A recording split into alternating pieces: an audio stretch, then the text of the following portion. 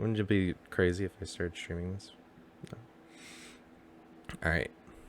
Are you ready, by the way? Yeah, I'm ready. Ready to go? Okay. I still don't know how to do an intro for this, but we'll see how it goes. Intros suck. Intros suck. Hello. You know what? Sure, that's the intro. Intros suck. Welcome to the Goldsmith Yeah, Podcast. Today, I forgot to close yeah. my door. This is already a terrible introduction. Oh. Intros You know suck. what? Hey, can I in the future just edit this so it's a funny bit? Thanks. All right. Welcome to the Goldsmith Podcast. Today, I am with a super special guest and a really good friend of mine, TFX Mortal, aka Cringe. Yeah, what's up? I'm Woo! cringe. I mean, on Discord right now, because we record this. I mean, we're obviously talking on Discord, but we specifically have a channel in my Discord, which has a link. I'll put a link in the description. Why not? Your nickname is Shameless TFX. plug.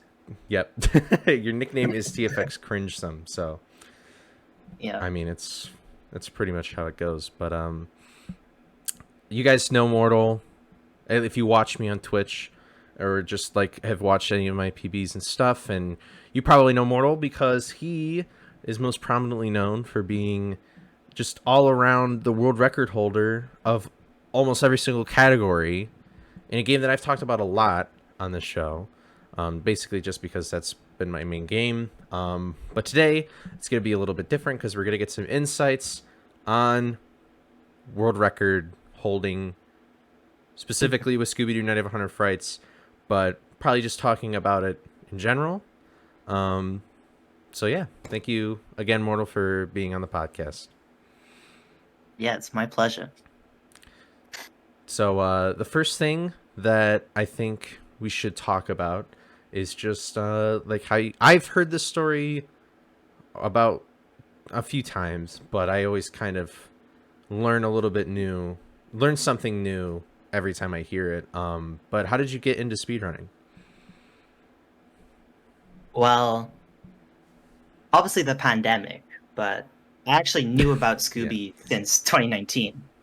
So I remember I was on the Okay. way home from London. I'd just been to London, went to Winter Wonderland. It was very nice. And I was watching videos on the way home. And I had a video from Summoning Salt. It was about Pokemon Red and Blue speedrunning, and it just made me think about Scooby. Like, has anyone speedrun Scooby? Because I played it like earlier that year around Halloween.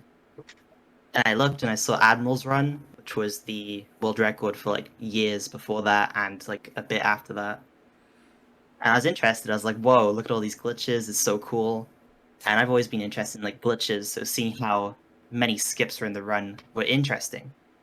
But when I actually tried to do them, like I did try and do a run, I think in January 2020, just trying to copy what Admiral did, and everything was fine. I thought the snack collecting aspect was kind of annoying at that time, but when I got Okay. to GGS, I just could not do it. You know, GGS looks so easy on video, which is Green Ghost Skip. It's like you just jump up a wall. It looks so easy on video, but when I actually got to it in my run, I couldn't do it at all, so I just gave up for like a few months.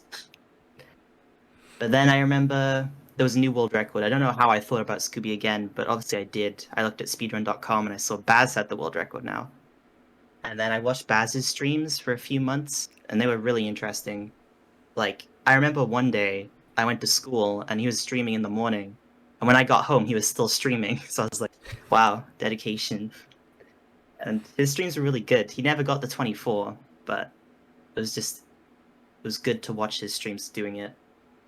And that eventually inspired me, like at the end, near the end of the, not near the end, like mid 2020, I decided to finally start doing runs of Scooby myself because I realized that no GGS actually didn't have an MU cap, so I was like, I might as well do that on MU, you know, while I have the chance. And I got a few good runs. I know that was the time you started running as well, Yeah, basically like I the same started. time. Yeah, basically, I started technically like a month or two before you, but I wasn't incredibly active as you were starting off. If that makes sense. Like I started running in June, but I would do like a run. I only did like 2 runs that whole month, basically. Like when you Yeah, started, I like feel the like you second I started off started. a lot. Like you were immediately into it. I was not. So Yeah, I started and I just like didn't stop basically. Just lots of grinding. so But yeah, I you think once I started. got my You go. I'm sorry. I thought you were finished. I'm gonna pull up your yeah, once SRC too, just to get my some first submitted visuals. run was a 3302 in no GGS, but I got like a 36 before that, and then a 35, and then a 34. Like I was doing a few runs, and then I got this 33, and I was like, okay, I'll submit that. That's good enough. And Okay. yeah, So humble beginnings, really. mm. Normal humble beginnings. And so when did you start? So you were doing no GGS, and how long did you do that for? Like about, from what I remember, it was like probably like a month, right? Just like a really short period of Yeah, time, and then you started doing uh, the critically acclaimed trick GGS. Um, yes, but before we even get into that, um, you were mentioning how you enjoyed looking at Admiral's runs and seeing him do all these glitches and stuff. So would you say that you enjoy glitch hunting more than speedrunning? Because, and you could talk about this too, just because you're such an integral part to the game's history now with all the glitches and stuff that you found. But would you say that you enjoy glitch hunting more than actually speedrunning a game? yeah, definitely. Okay, So that's I've always that's been what I really assumed. interested in just glitches for some reason. I don't know why. Like when I was 9, I had this game Destiny, and I played it for like 5 years, and I was just fascinated by like going out of bounds in that game and doing all the glitches. There's like one glitch where you could see DLC content before it even came out, and I just used to do that like every day, and my friends got really bored of it. It was funny, but That's, I didn't know that. That's kind of funny. yeah, You started I just like always from like the year born. glitches from when I was born. Yeah, Yeah. So did you find, were you doing GGS before you found like some of the first glitches, like hedge key early or other like when did you start finding glitches? Was it before or after your first like it real was any percent before. GGS run? It was before? Yeah, after I Okay. submitted my first run, I was like, okay, I guess I can do stuff now. And for some reason, I was just messing with the trees in Mystery Machine 1. And I found that you can get like that high up. And I posted it on the Discord, and Baz was like, oh, tasking time, let's go. He sent a full Mhm. video of it, and I spent like an hour like trying to get like all of it in one go with save states, and I did it. And I was like, Yeah. yo, I finally found something. And then Baz was like, now find Creepy Early. And I was like, oh yeah, okay. I've seen that in the encyclopedia before. Looks interesting. And he did a stream showing me like all of the information known about Creepy Ellie. Mhm. Did you want to explain what creepy really is for people who don't specifically run frights or like anything at all, really? Like, Yeah. So in Shock on the Dock Part 2, which is one of like the first levels in the game, there's a shortcut which leads to about halfway through the game. And if we were able to enter that shortcut earlier than intended, it saves a lot of time because it would skip most of the run, like 8 levels and 2 snack gates. So it would save a lot of time. And it was a widely hunted for glitch. So, like everyone wanted Creepy Ellie to be a thing. It's been mentioned for years now. People are trying to find it. And after I found Hedge Key Ellie, I guess I just had some confidence. I was like, okay, I can find glitches now. And I spent like a day in Shock 2. I remember the music from Shock 2 was like in my brain. It couldn't get out. It was I was there for so long just looking. But because of that, I found the out of bounds that we use to this day in Creepy Ellie. And I noticed when Scooby dies to the death plane. Like I noticed what level. And then I think the next day, Harsh sent me a video because I was mentioning it on the Discord. And he's like, this is the closest Baz has ever been. And it was a video on Xbox. It was on the Xbox version. And I realized that he dropped down much lower than I could on GameCube. And obviously that interested me. So I made this like graphic for everyone that was like, here's the Xbox death plane and here's the GameCube death plane, and I sent my theory, and that kind of like kickstarted the whole thing. I remember Sam, she made a death planeless Shock 2 to see if it would work, and it did work. And Baz like recorded him doing it on that ISO. And then to solidify it, we got Snowy with his Xbox 360 to test if it actually worked, and it did. It worked, and I just found Creepy Ely basically, and it was amazing. I remember that I day, just came dude. in. It was an amazing day. I just came in out of nowhere basically and just found like the biggest glitch in years. Yeah, It was because that Xbox was like, exclusive, which yep. like led to some stuff, but it was Yeah, cool. that's awesome. You're kind of. We'll talk a little bit later about some other glitches you found, because I guess we'll just continue chronologically. But Mhm. I think it's kind of funny how if you go onto speeder.com and the leaderboards, you see creepy early and no creepy early. That you can kind of blame that on Mortal, like that category split. But then also, um, with a specific category AMT, there was a recent like lag clips and no lag clips. You can blame Mortal for that one too. Mortal just likes to Yeah. complicate, excuse me, the leaderboards a lot. Yeah. But You can blame me for ruining every category. yeah.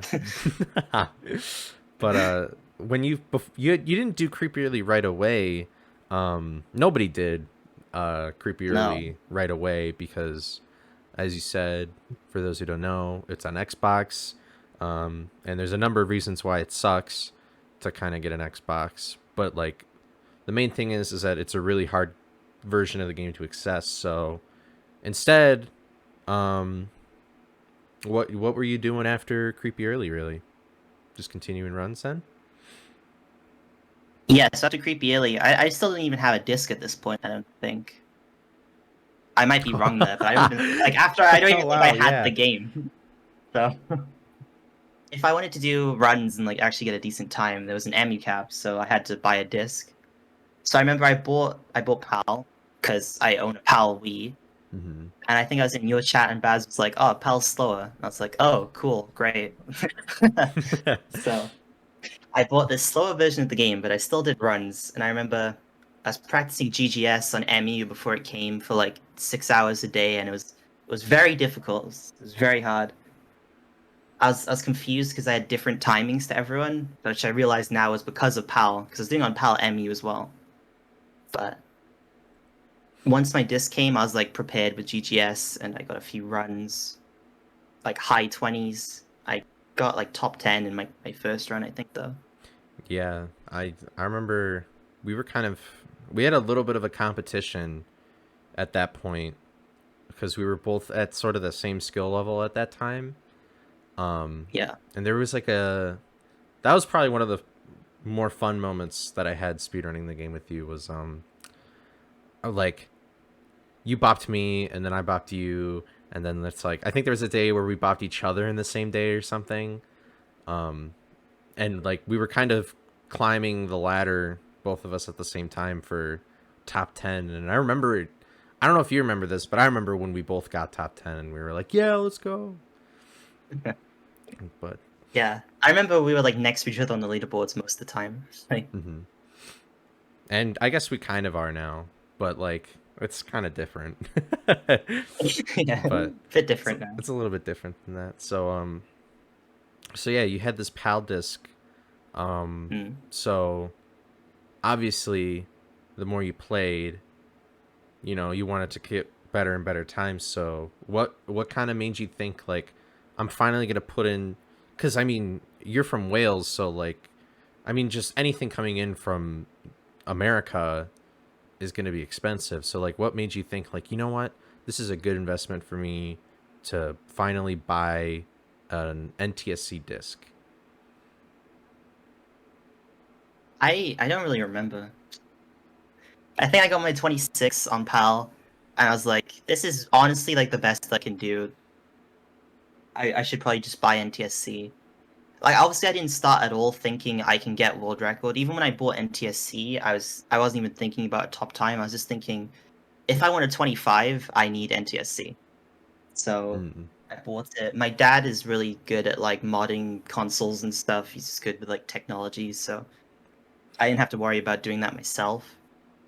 So I just It's decided so to order nice. one, and it took ages. It didn't take that long, but it felt like ages. Yeah, you were anticipating it. Like you just really wanted to Yeah, play it. I did like a meme category or two during it because I was just waiting. But when you started doing NTSC though, um, you immediately kind of impacted the speed run, right? When you started doing Yeah. it. If you wanted to talk about that. So the first thing I did when I got my NTSC was go to GGS to see if it's any different. I couldn't do it at all. Like using my PAL method, I could not do it for the life of me. So like out of desperation almost, because I was like pissed I couldn't do this, I tried Harsh's method of like 2-jump, except I didn't use the D-pad, what she used to do. I used the analog stick. And I basically I started 2-jump. I could do 2-jump. I found it way easier than even 3-jump on PAL. And I remember at first everyone was like, "Ah, oh, that's dumb." I remember even you were like, I'm not doing two I jump." was. Yeah, Yeah. but eventually everyone followed in my footsteps and started doing 2-jump, and we all realized it was way easier. Yeah. I mean, especially, I think some people tried with joystick, but you're the person who kind of, I guess, just was able to get it with using joystick entirely because, I mean, what a lot of people didn't like about Harsh's method was he used the D-pad of a GameCube controller, which sucks, and Yeah, then you would use a joystick like when you're like when you have to make a super precise jump anyway. So when you came with like just using the joystick, I admit that I was like, this is bullshit. Like, come on, man, really? Like, if I can't do it, like I tried it with joystick and I couldn't do it, but I just didn't know the timing for it, I guess. But you yeah, did, so kind of crazy how you immediately kind of changed how one of the hardest tricks in the game at the time soon became one of the easier ones compared to anything else that we found later in the future. But that's pretty cool. And after that, uh, I'm assuming, right? You just started doing runs, really. There, you didn't do any other like main leaderboard categories at all. not yet. No, I Okay. I after learning GGS, I just started doing runs. Do My you remember first your run was a first low run? Oh, 26. there you Yeah, go. my very first run Wow, was a low really? A low 26. 26? What was your Yeah, PB before that? Or wait, it well, was like a mid 26. was it a mid? Okay. I was about to say I technically have it pulled up here, but I don't want to I don't want to spoil the TFX Mortal lore, you Yeah. know. But so then after you getting that 26, you just keep grinding it down Yeah, at that point? I got a 25 like an hour later or something. I think I was streaming. Like I got a 25 instantly after I got NTSC basically. And I was happy with that. I remember these runs had half bat as well, which was like no other run really had half bat at the time, but it's Mm. just because I was doing 2-jump. So it Yeah. was a flex. And for anybody again who doesn't know, after you do GGS, the wall climbing trick, you get to a point where you have to make ideally an enemy cycle where you jump on a bat to get to the other side of the room. And half bat is basically getting the fastest cycle possible to get there. Um, so another that's big deal, especially with the current route at the time. Um, and So so 2-jump was faster and easier. It was a win-win. mhm. And so after so you finally got a 25 Yeah. and you still kept going. Yeah, I think this is the start. After I got my 25, that was the start when I actually had to grind. Like I remember I had 25 2x grind in my title, 25 1x. Like each time I PB, it'd be like 10 seconds or something. When I was used to like 20, 30-second PBs. And then I think I got a 25 18, and that was like a really good run. It was I don't know if it was third place, but it was like definitely like third or fourth. So I was happy with that run. I was like, I've definitely progressed now. But then the next day, and I remember this day, um, Snowy and Baz asked me to race. So I raced, and during our first race, I got 25:06. And no, I think that was third place. That was the Jax Bob. And I was like, let's go. I got third place. But then we did another race after, and Snowy got the first 24 in the game.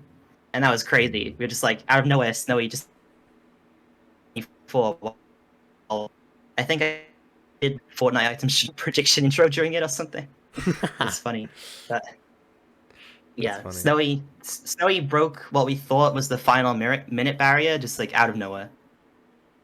And it was crazy. And then I think like 2 days later, Jax got the world record with a 24:52. And then later that night, Snowy got a 24:50. So basically 24s have been happening. And I remember, I think that night you messaged me like, now you need to get a 24. And I was like, yeah, I'll get a 24. So I did. The next day after that, I streamed all day trying to get a 24. And I don't know if it was that day or the day after, but I did get one. I got a 24:58. And Yeah. And that's when that was... I was kind of oh, I'm sorry, you finish. No, that was when you like capture card issues or something. Right? I thought I had it earlier than that probably, but I was going to say that's when I just started like hanging out with you a lot more. Yeah. Yeah. And so was this kind of the point too where you were like maybe I will go for world record now? Like I'm this close? Yeah. Is this where you started? Okay. That's cool. I'm trying to think about my mindset at the time. Like, I'd gotten a 24, and I guess at this point, yeah, I was probably just like, I'm gonna get world record now. Because it was only about 8 seconds in front of me, so I was close. But the runs were so optimized at this point, it was crazy. Oh, And yeah. this was the start of like the real grind, the competitiveness. Me, Jax, and Snowy. Jax kind of like left after his world record, but he was still up there with like optimized. It took me still like 2 or 3, maybe even a month to get to like to beat him. So it was like good runs. After my 24, I think I went to like Warpless, and I got a world record in Warpless just out of nowhere because for the meme, and that was my first world record. But it was in a category no one cared about. Well, I mean, I guess I feel like a little bit more today. It's a little bit more sought after. Yeah, it has a Well, bit more when Snowy different to was it. really like it's got a different vibe now. Like back then, it kind of just felt like a silly meme category. Now it feels a little bit Yeah. more legit. Like people really grinded that category. Yeah, it But has I didn't know some that was your first word. value to it. No. Like, Baz just told me to run it out of nowhere, and I was like, okay, and I got world record. I didn't think it'd be that I didn't easy, know but that. it was. That's super cool. I didn't know that.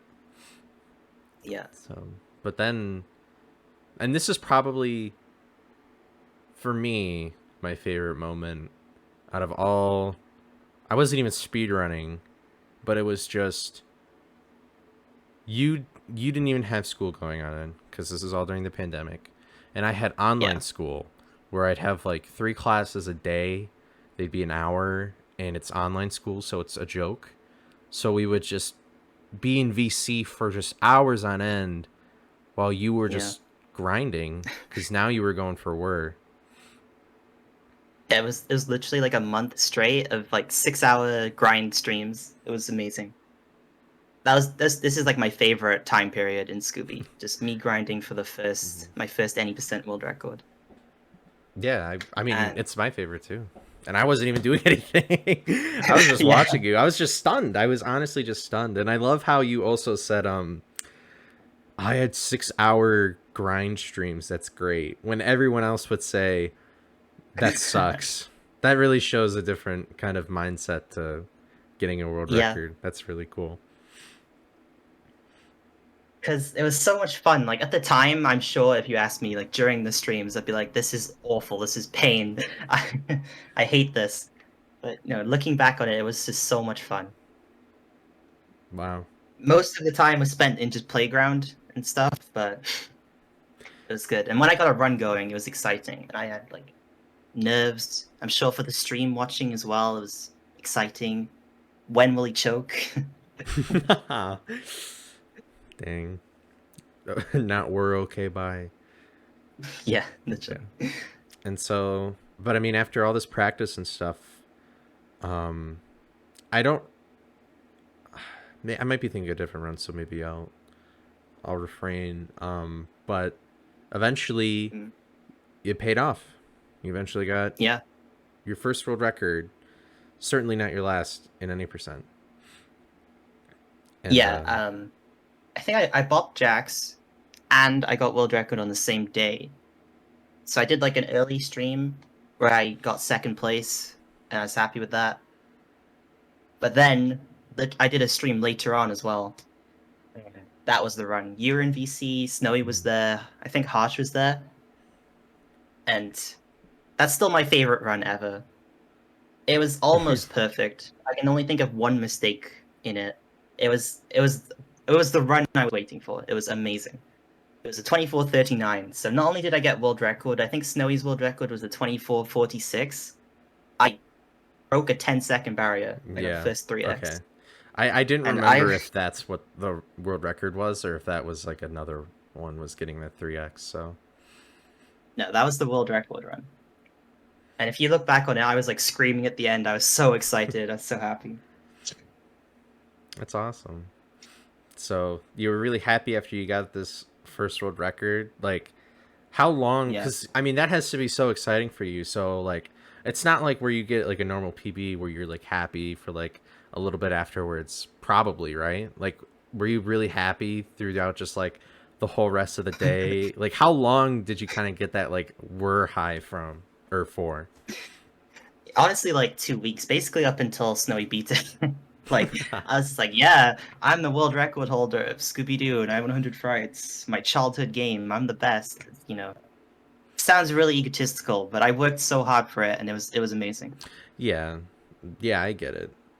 But I also love how um like again, like I feel like you weren't getting like like I don't think that sounds egotistical because you were getting because you wanted to accomplish a goal for yourself, and like you said earlier, you thought all those grinding streams were fun. You were having fun with it, and I think that's really important to kind of have a good mindset like that when going for a world record in any kind of game, especially Yeah, something as optimized as Scooby was, if not with other games more optimized than Scooby is. Like that's just how you have to think about it. yeah. You can never go in like expecting to get world record or like purposefully not having fun and just grinding for the sake of it. Yeah, You need to have because some attachment. otherwise you'll just As be a good, really upset. yeah, You're not gonna get very far. So you got this world record now, 24 yeah. 3x, huge thing, huge moment in history for Mm. the speed run. Snowy bops you later on with a really good run as well. And this is where you kind of starting to glitch hunt again, if I remember correctly. We talked Yeah. about creepy early and hedge key early, and now you're starting to glitch hunt a little bit more, seeing if you can kind of find something different. Like, what was your thought process behind sort of the glitch hunting you were trying to do now? So, um, a trick called pause storage had been found a month or two earlier by Rubbertoe, who's a BFPB speedrunner. And we all thought it was useless. I remember Baz showing it to me, and I was just like, oh, it's just a way to walk around while your screen's black. And it's like, yeah, basically. So we all thought it was pointless. But I remember Sam was showing me one stream, um, like a glitch she did by disconnecting the controller during a cutscene, and it made the cutscene really glitchy. So it's just like, it made me think about pause storage. Like maybe there's something else to it. So I was just messing around with it on MU, and I I was spamming buttons. I think like I was literally just mashing buttons, and I warped. And I was like, "What the hell?" I thought I was like imagining it. I thought I probably just went into the warp gate by accident while I was mashing buttons because I was right by the 850 warp gate, and I was like, I must have just accidentally went into it. But I tried it again. I messaged Baz after that. I was like, Baz, oh my god, I just warped without a warp gate. And he was like, what the hell? We got in VC. We started looking at it, and I recreated it. I actually found a way to warp without warp gates. And pause storage actually had a use in Scooby again. And at first we thought it was because you had to be like unable to move because of a snack gate or something, because I did it next to the snack gates. That's what we thought at first. Oh yeah, But I remember eventually, all this, like this sort of like yeah, figuring we out were how it just kind of worked. testing. Yeah, I remember But waking eventually we up. just figured out that you can just do it.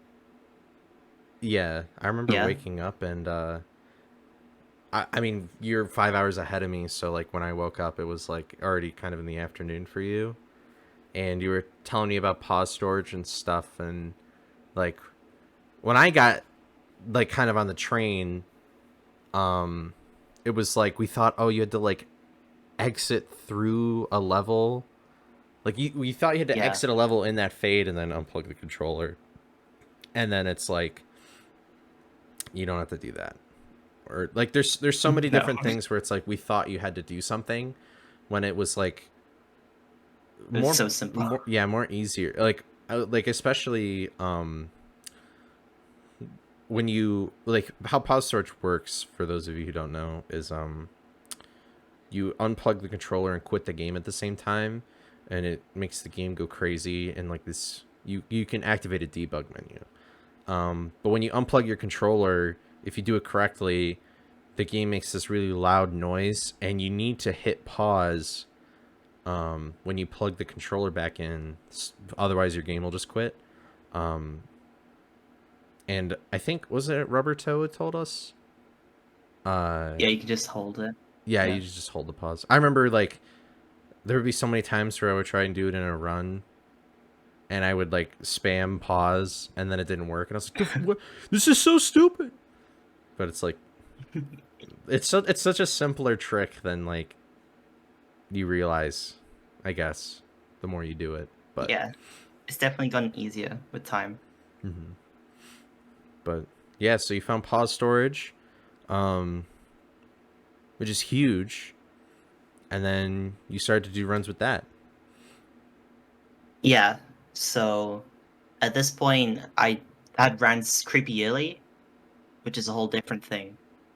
But like it's progressed like a month since my world record. I think Snowy's beaten it, my 24:39, and I found pause storage. So now I come back, I beat it, I get a 24:31, and then I just stopped for ages because I was just like having fun with other categories, which weren't any Okay. percent. I beat Snowy by like 3 seconds, even though pause storage saves like 20 seconds.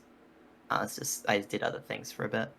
I didn't know that you did creepy early in between there. If you wanted to talk about that. Yeah, so I think early November, Baz started doing Creepy Yearly.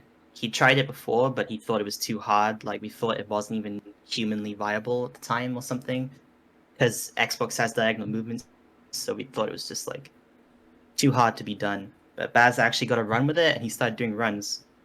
And this just made me want an original Xbox. So I just bought an original Xbox, a modded one. I bought Scooby, and imported it for the NTSC from America. And I did some Creepy Yearly. I think within like a few hours, I bopped Baz, and I just grinded it down until I got a 15, which was basically like right after my 24:31, I think, or right before even. So I beat Scooby-Doo in 15 minutes, which was good. It's cool. And that's where CE stood for a while. Yeah, so how did you find, like, go into, like, if you don't mind, a little bit more detail of, like, how you specifically did creepy early? Because if anybody watched how you used to do that trick, it's at the time, it was the hardest trick in the game. Yeah. It took me like 8 hours, I think, to no, not 8. It took me like 6 hours to get the trick once. But once I got it once, I feel like I finally like understood it, and I got it a few more times. And I was just spending like all of my free time basically doing the trick. And I'd say after like 4 days of doing it, like hours, multiple hours, I'd gotten it consistently. And this was before my disc even arrived, because I just like modded it onto my Xbox while waiting for the disc and just practiced CE over and over and over. And I just got Oh, really good at it. So yeah. once I had my disc, I was just getting creepy early, like first try, like every time, and I was just having to play good for the rest of the run. And I really like CE. I like hard tricks and glitches for some reason. I was definitely a bit biased because I found CE, but Yeah, how does that feel finding something like you find a glitch and then you actually do it in a run? Like, does that oh feel yeah, it's so crazy? satisfying. Yeah. I mean, I don't doubt it. I mean, I haven't really personally had. I mean, I guess I kind of helped find Fishy Skip, like the Void Warp, but I mean, we'll talk about that later. Um, but yeah, you've just found so much stuff where it's like, do you ever like run through like you're doing a run and then you're like, oh yep, I remember finding that. Like, do you ever kind of think that way where it's like, oh, now this is the thing that I found, or like this is the thing that I know really well because. Do you ever think that, or do you kind of just sort of mesh it all together when you run? No, I'm definitely biased towards all the tricks I found. I get, I get especially mad if like I fail something that I found. It's like Sam with Shock Skip. She's like, "Oh, I'm failing the trick that I found." Oh, I never even thought about it that way. I guess that makes Yeah. sense, but yeah. It's whenever someone says like, "Oh, my favorite trick is this trick," and I found it, it feels good. It's like whenever Nastani's like, "Poor Sturge is the best trick in the game." I'm like, "Yeah, I found that." Yeah. So I guess now, what would be the thing after this? Now you got your first word. You did creepy early, the trick that you found that made this whole other branch of any percent runs, and then you finally reclaimed Were with newfound pause storage. So when did the next sort of was this when the bigger route change happened, or was there other stuff in between, kind of old route and a gas route? Yeah, I'd say before a gas route, I started my like kind of beginning of my grind to get world record in every category, Okay. which was like a big thing. I was like, I've got 80% now. I might as well get every category. And most categories were pretty easy to get world record in, like they weren't that optimized. So after I'd spent so many hours doing 80%, I was just so familiar with the game. Like each category kind of just came naturally. And I remember I got no levels early world record, which was the second to last world record I needed. Like I'm just jumping ahead here, and that was on January Okay. 1st, 2021. Because like each category I basically got within like a week or two. I got no levels early, which was kind of optimized at the time, considering the rest of the categories. And after no levels early, I was like, okay, 100%. And before this, I'd always been like, 100% is way too long. I don't want to run it. It looks bad. And I wasn't really into 100%. But once I actually ran it, I got world record within like a week, and it became one of my favorite categories. It was so much fun. But So after 100%, that was all the world records, like so far, including creepy alien. so And what oh, I'm sorry if you finish that statement. I, I keep interrupting you. Damn. what? I was gonna say now. Go on. Oh, now I feel terrible about that. But I was Alright. gonna say, what makes 100% so much fun? Because I mean, compared to all the other categories, like you were really fruitful with categories that were like, maybe fruitful. It's not the right word. Doesn't that mean like you're pregnant? What? I don't I know. don't know. I don't know. I'm thinking of like anyway. That's gonna sound so weird because like be fruitful and multiply doesn't mean that like get pregnant and anyway. I meant like Maybe. you excelled at, there's a better word, you excelled Yeah. at like these shorter categories. Like any percent was like around 20 minutes to 15 minutes, and some of the category extensions were like 30 to 40, but this was like 2 whole hours at the time, or a little under 2 hours. So Yeah. just like what made you enjoy like 100% so much? Well, it's just so different to every other category. Like you get to play every single level, you get to collect every single snack. Like people say it's similar to NLE, and it kind of is, but it's different because you get to like actually skip stuff. It's like a whole. There's no restrictions. It's just collect everything, and you don't have to do it in a certain order.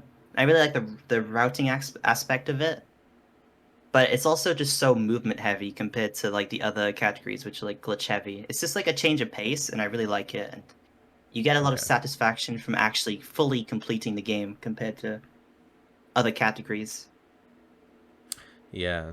Yeah, and like Mortal said, if people didn't know at home, when you 100% Frights, you have to collect every single Scooby snack in the entire game. Yeah. Which, I mean, it sounds daunting to do that in something like a speed run. But when you watch a run, like I would argue that like snack routing is so crazy in Hundo, and that's what makes it really interesting, because you do so many levels out of order, but that's just the fastest way you can really get a lot of those snacks. Yeah. Okay. Well, You're like, yeah, I agree. Um, yeah, yeah. yeah.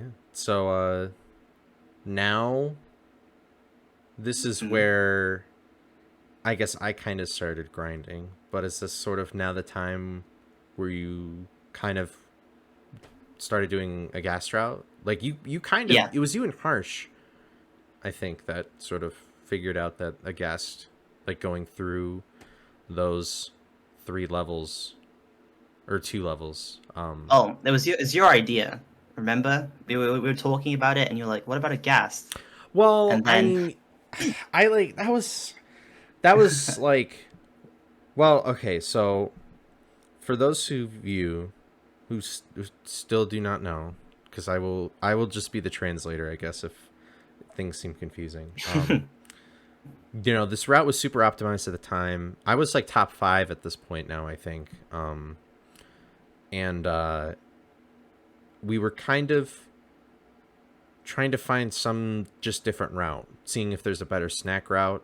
Um, because that's really all it is. When you speed run Scooby, the idea is that you have a route in mind where you're going to collect all these snacks to pay off the gates, so you can access other levels and stuff.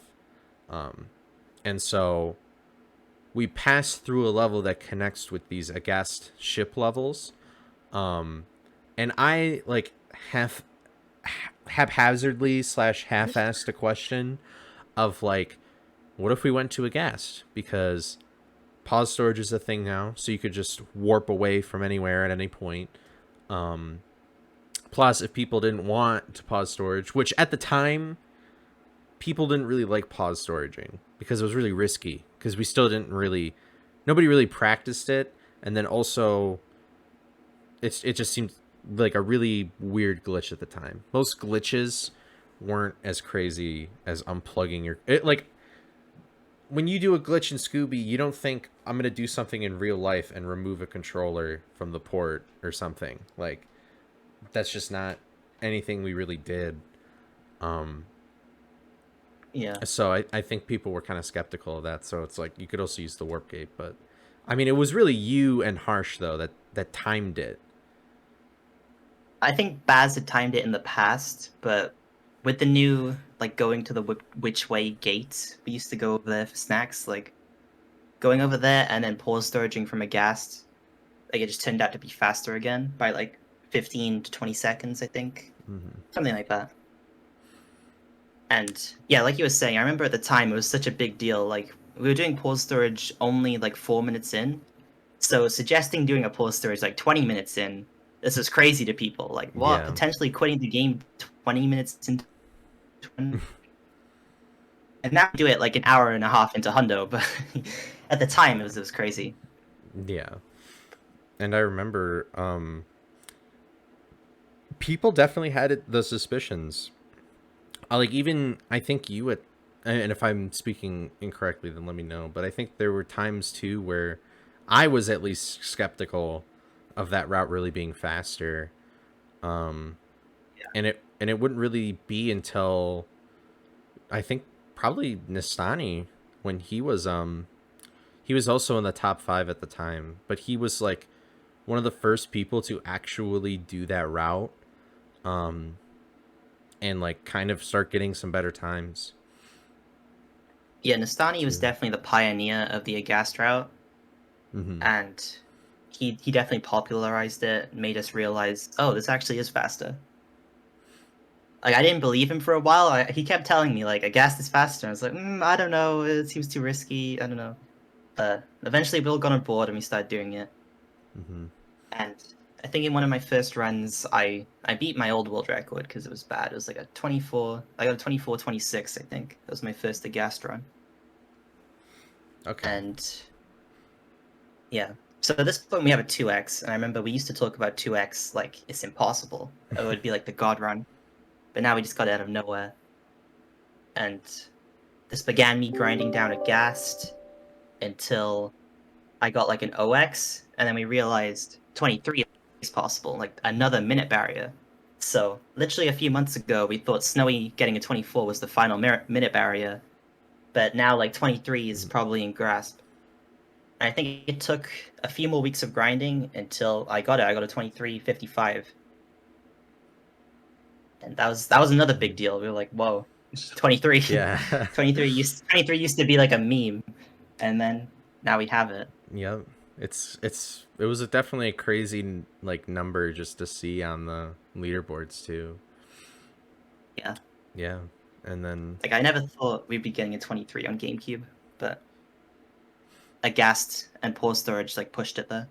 yeah. And a gas route was I think the older route um was harder in the sense of snack collecting because you just had to be really good with your snacks to get like a really fast end game. Um, but with a gas route, the harder part was just doing everything. Like it Yeah, started to be it much more glitch became based. trick orientated. Yeah. Um. So was it?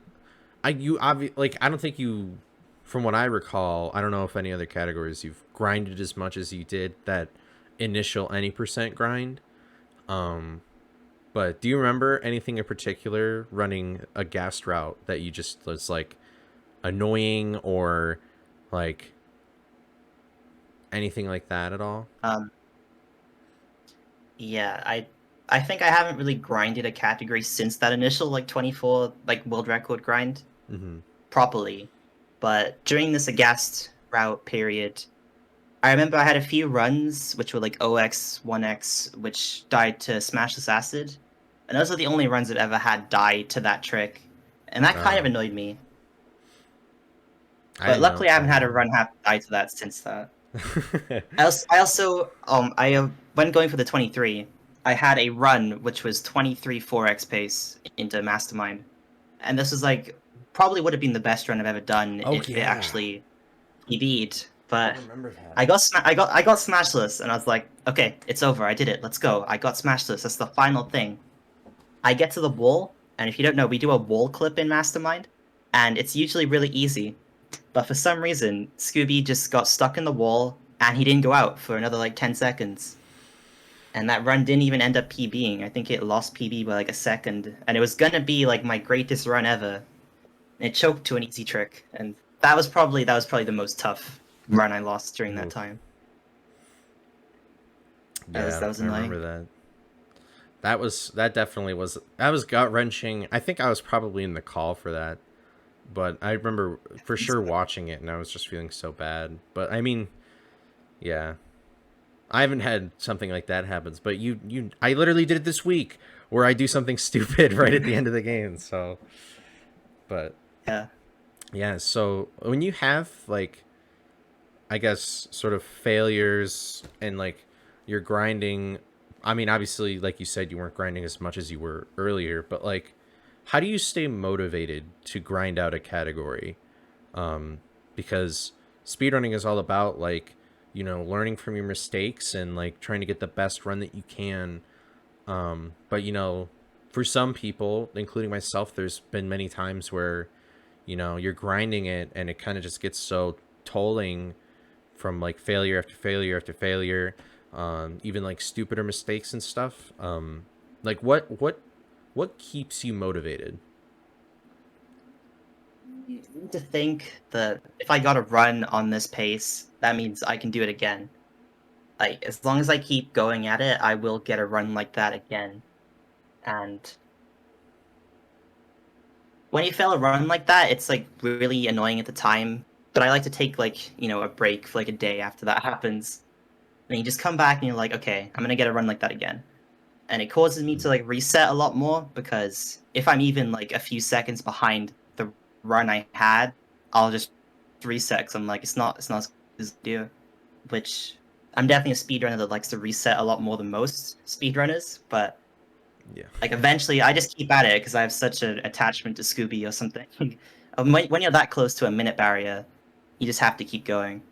So I Mm, kept grinding, and eventually I did get a 23. It definitely wasn't as good as the run that failed, but I got the 23, which was the goal. So yeah, okay. So it's sort of just like that sort of optimistic thought process of, if I can do it once, I can do it again. yeah. I had so many Okay. of those on my 24:39 grind, on my world record grind, where Oh they'd my get to like god. GTS or RBS. Ugh. Even I had the one run where we were talking about cold hot chocolate, and I died on the table in electricity room. Oh no. That Oh was yeah, that's right. Oh, yeah, that would have been, yeah. stuff like that. Hmm. But you just got to keep going. Like you got to know that you'll eventually get it. If you've done it once, you can do it even better. Even. So So, for anybody watching this, speedrunning, grinding something, remember, if you can get a good one runs, go and do it again. You can do it yeah, again, for sure. So that's a good message right there. The more you know, yeah. all that Positive stuff. speedrunning. um, and I guess since we're kind of talking about like sort of mental processes and stuff, I was kind of curious. Um, what's sort of your mental process for finding like glitches? Obviously, it probably varies. I'm assuming from glitch to glitch that you find. Like, I'm sure finding creepy early was completely different from finding like pause storage. But what's like your overall mental process of just finding glitches, whether with a completely clean slate or if you have information to kind of go off of? Well, the first thing is you need to have a goal with it most of the time. Like with Hedge Key Illy or Creepy Illy, you need to be like, I need to do something to reach here. Like here's the goal. And then you just need to like tend to look at other glitches and other similar things to be like, how could we use these to do that? It's like RBS and GGS. You find RBS, it's just jumping on ledges. You do the same for GGS. It's the same thing. Okay. When finding something like Creepy Illy, I was just thinking.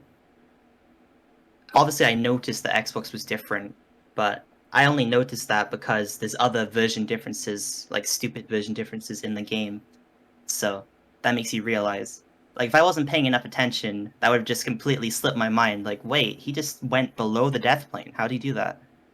And with Hedge Kieli, I was just jumping at the tree because I was like, if I could get on this tree, I can probably get to the key. And I got on the tree. So it's just Okay. about having a goal and thinking about how to reach it almost, and like using other tech that you've already know about in the game.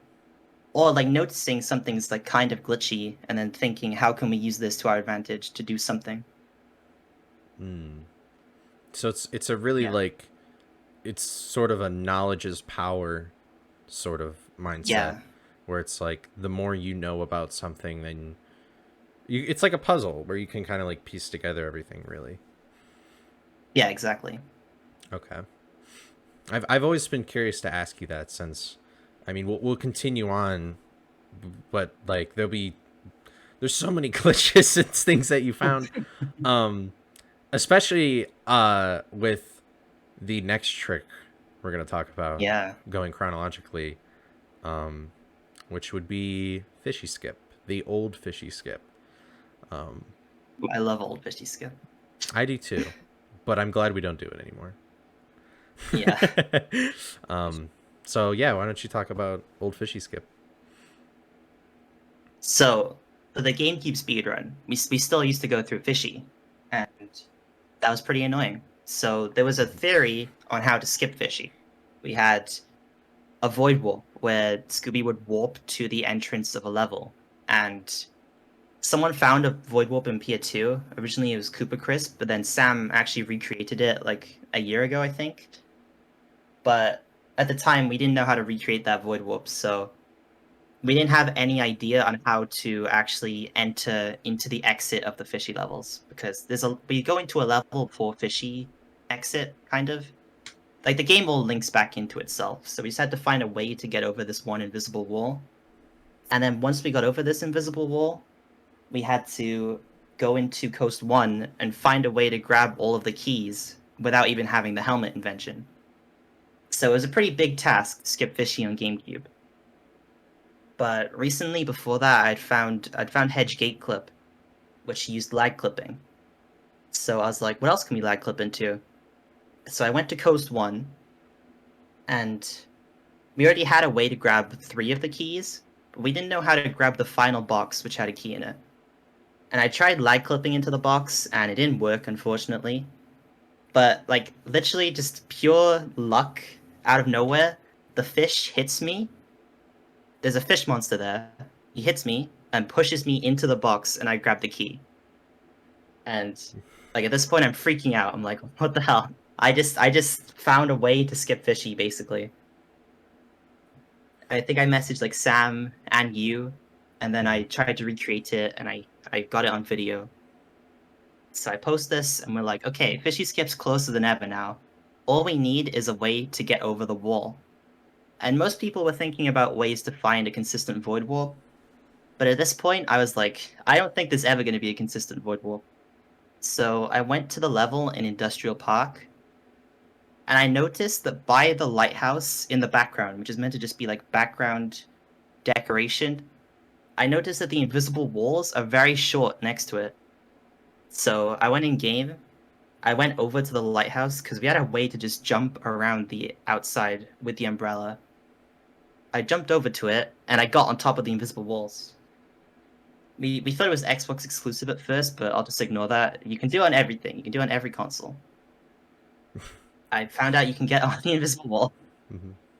and you can basically just like tightrope walk across the thin invisible wall all the way over to the end of the level, which is where we need to go. And after finding that, I'd literally just found Fishy Skip on GameCube, and that was another basically 5-minute time save. So Yeah, it was crazy. one of the biggest tricks in the entire game. That was another sort of creepy early and Fishy Skip were kind of two tricks that were very like people really wanted to find those because that would Yeah, save a lot of time. More so creepy early because with that trick you skip both the fishy levels and the coast levels.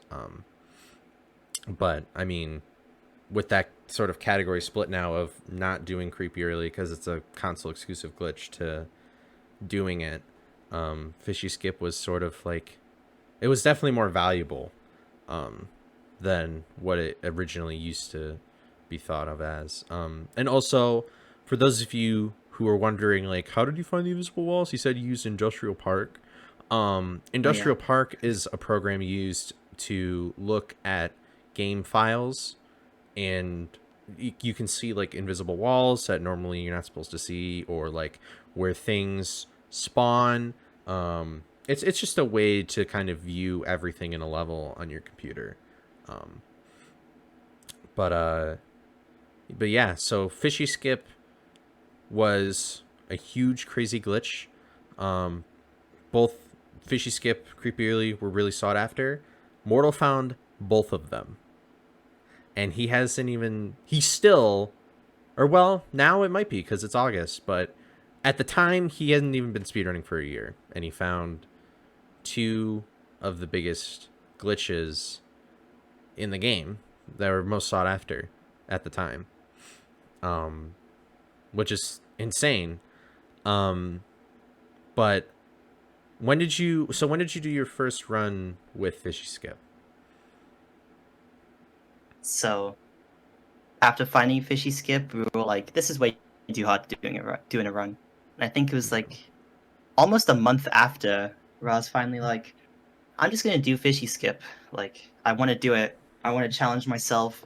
It'll probably take me a few months to even get a run, but I'm gonna try and do it because I found this trick and I want it to be actually useful and used in runs. So the first day of grinding, I think I got a run past the skip, which is surprising, but I didn't PB. I think it was the second day of grinding that I got a PB with it. I got a 23:20 or 23:21. And this was huge now because a gas is completely pointless. You have to do Fishy Skip to get a top time. This kind of changed the whole speed run. Mm-hmm.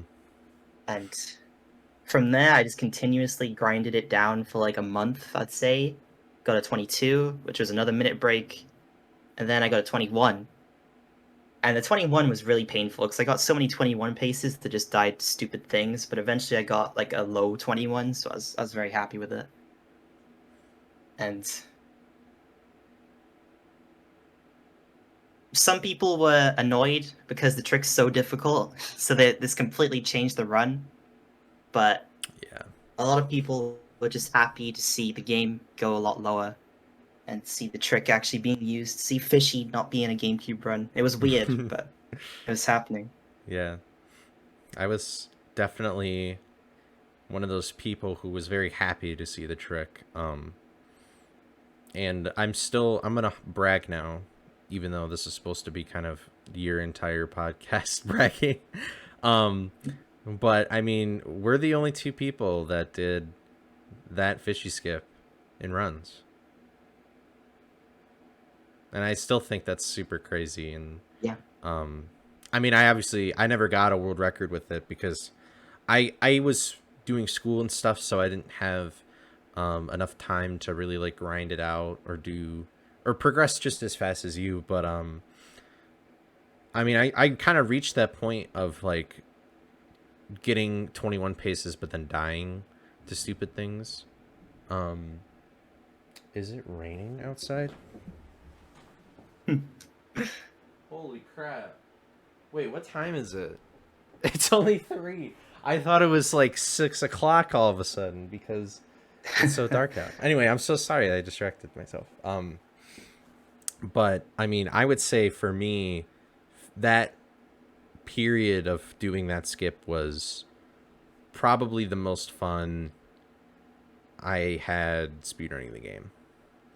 Uh, but yeah, so I mean, the speedrun definitely increased in difficulty.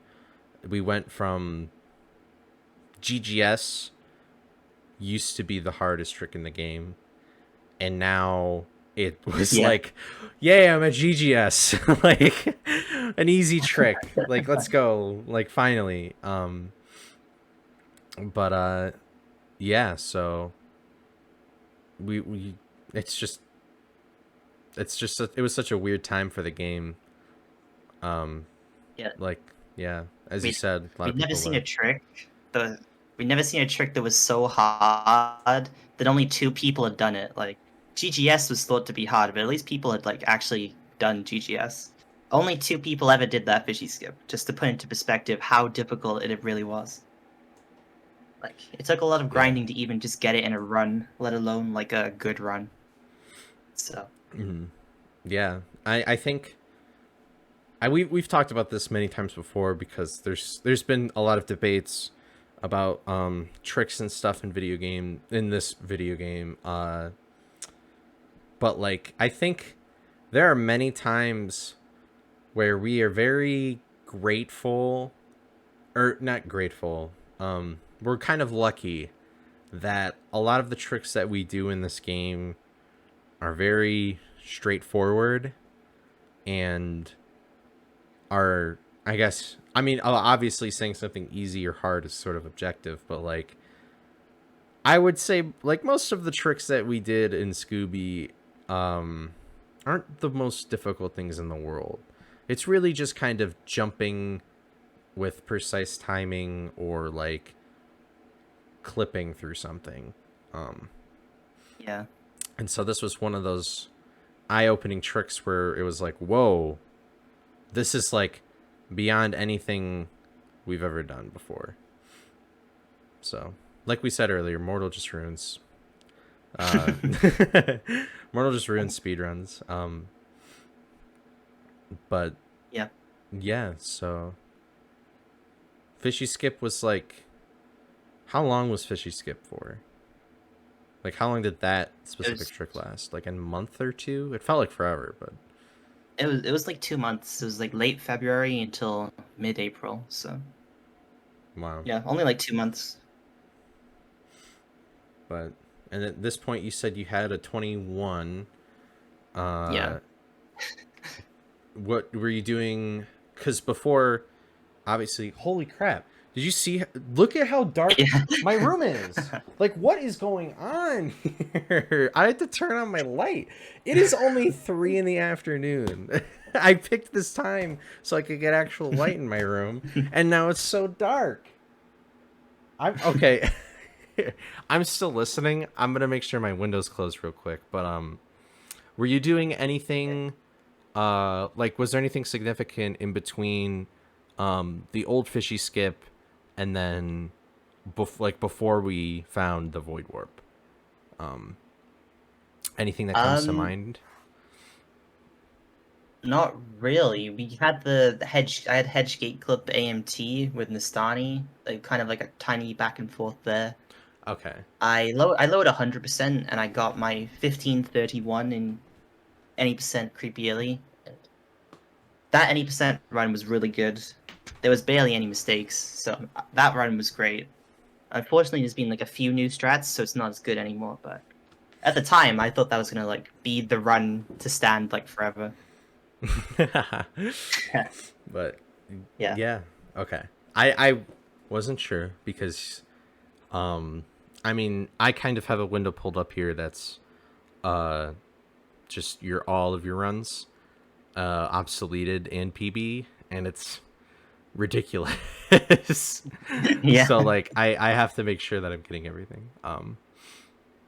You do too much. I can't keep up. Um but we'll talk more about AMT sort of more so that's more recent in terms of like you speedrunning Scooby. Um so I don't know. I guess we'll talk about I'm it's kind of weird for me because I'm technically interviewing you, but with this next part I'm kind of involved with it. Yeah. But I guess explain sort of the evolution of Fishy Skip now. So at this point, Coley was doing a lot of glitches. He was doing a lot of glitch hunting with hacking. And this is still one of my favorite memories because it just came out of nowhere. I just finished my old deaths run, which is a meme category that Jolly was like begging me to play. And Coley was in VC doing some glitch hunting, and he stood on this rock in a gas 3, and he was like kind of glitching halfway through the rock, well, halfway through the water on the rock. And he was just like, "Oh, hey, look at this weird thing with the water." And I was like, "Oh, that's weird. I'll try this out in game." And I go to the rock in game, and I do the same thing. And I'm like, "Oh, cool. What a weird visual glitch." But then I die in the level, and I try to do it again, and I can't. Like the water kills me every time. So I'm like, what the hell? This makes no sense. And Coley's like, maybe dying in the level made the water act differently. And I was like, nah, there's no way. But I tried it anyway, and that was the case. Dying made the water act differently. And we were thinking of lots of things at this point. And if you remember earlier, I said that the void warp in Pier 2 was by falling through water.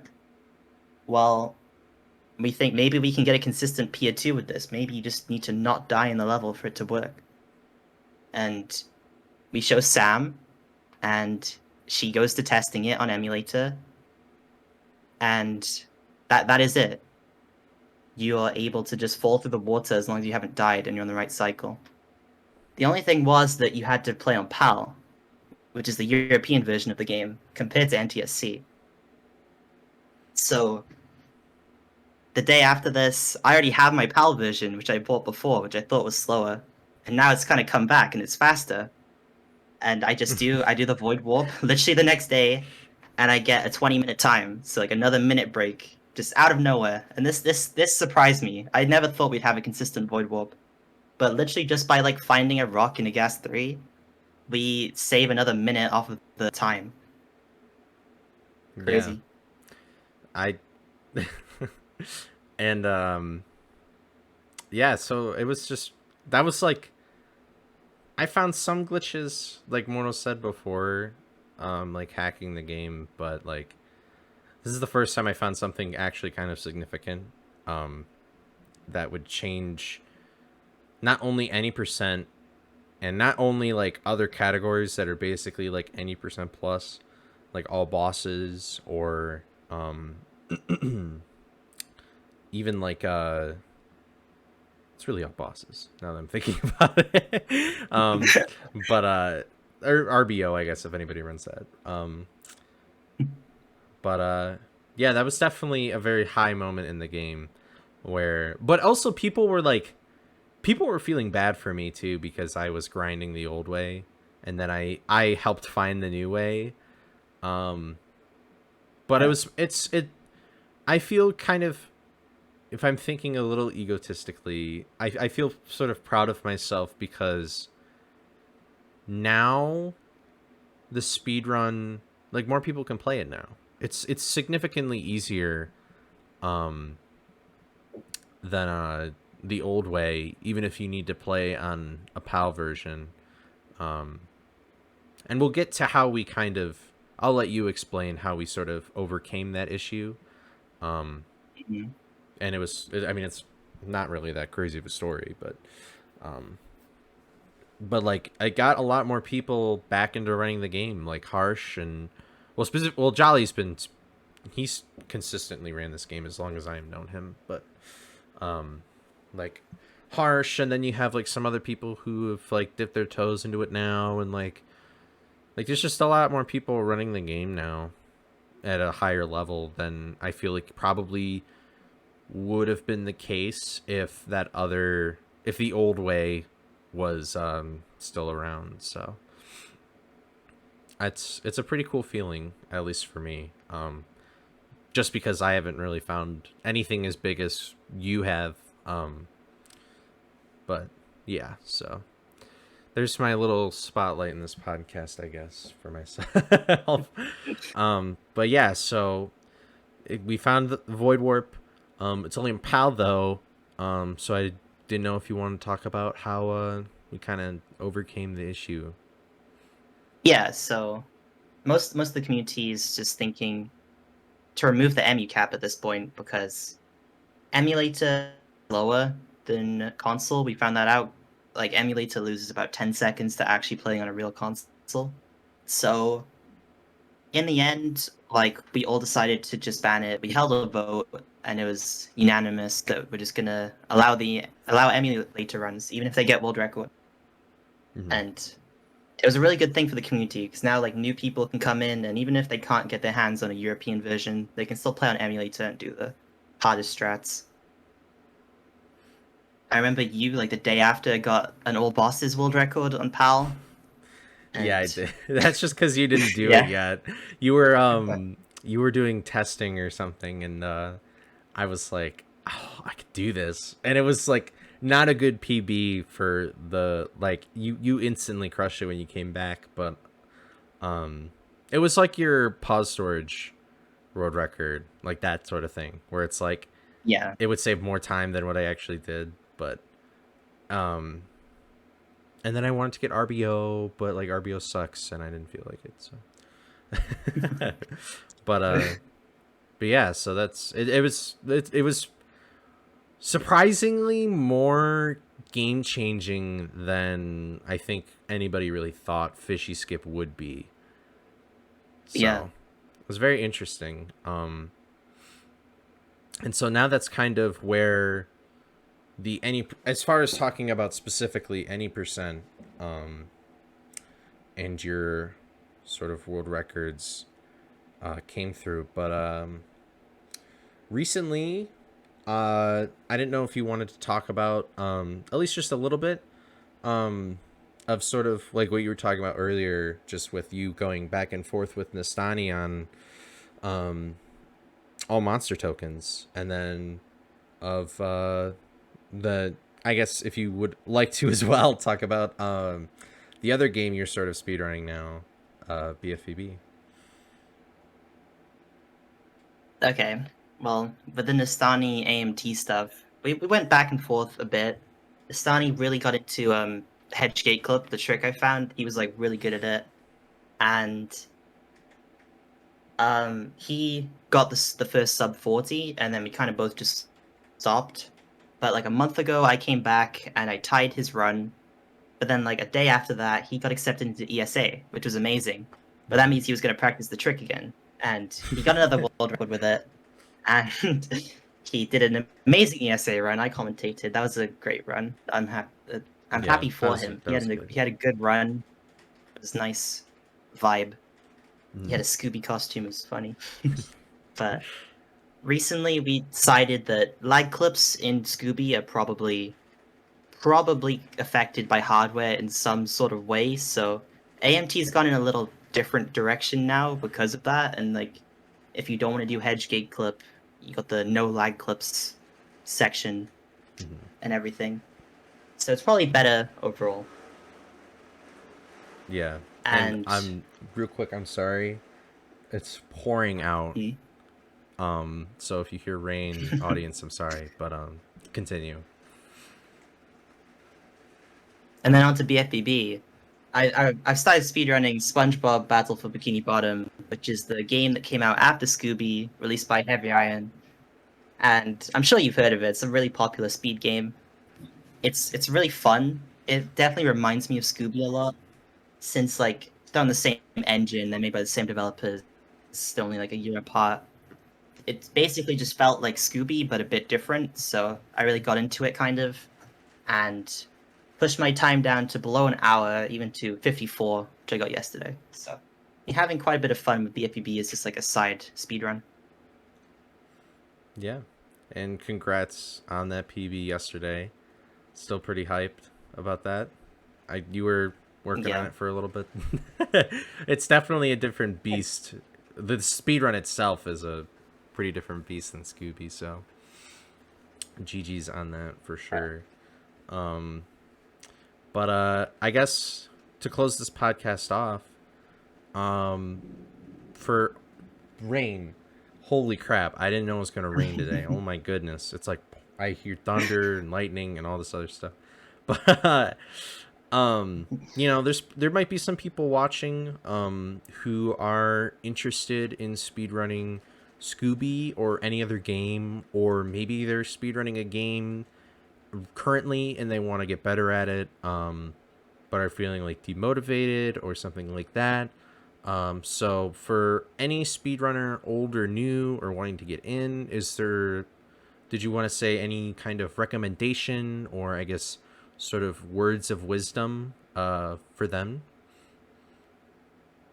I guess considering how familiar you are with speedrunning or how far you think you're gonna go, probably just start off with beginner no GGS on NTSC or maybe even GGS, since as we said, it's kind of a bit easier than it was now. I'd recommend Scooby as a speed game for sure. Like obviously I'm a bit biased, but I think it's a really good game, and it's really easy to get into for the most part. Like apart from those really hard glitches, most of them found by me, like we said, like it's a pretty easy game to get into. Yeah, and And you gotta say I'm sure something. you feel the same way, you know? Like Yeah, I do. But I'm still loving that message of like, just kind of the keep moving forward message of don't don't beat yourself up over like not being good at first or like getting a good run and then sort of squandering it. You're gonna get the run again. If you can do it once, you can do it again. And yeah. yeah, I'll leave links to the Scooby-Doo speed running Discord in the description, and I will leave Mortals YouTube, Twitch, Twitter, anything else in the description as well. I didn't know if there was. Did you want to specifically plug them right now? If you wanted to.